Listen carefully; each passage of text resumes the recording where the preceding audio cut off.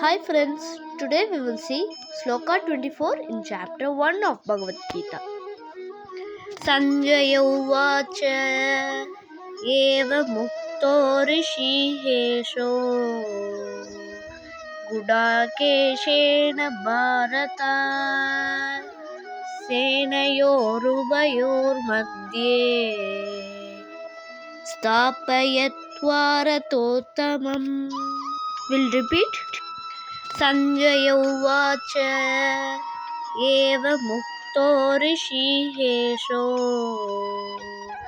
Gudakeshena Bharata Senayorubayor Madhye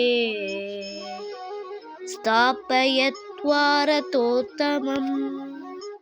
Now we will see the meaning of the 24th sloka.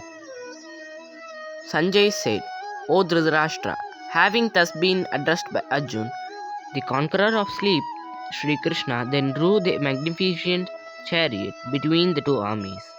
Shri Krishna Arpanamastu.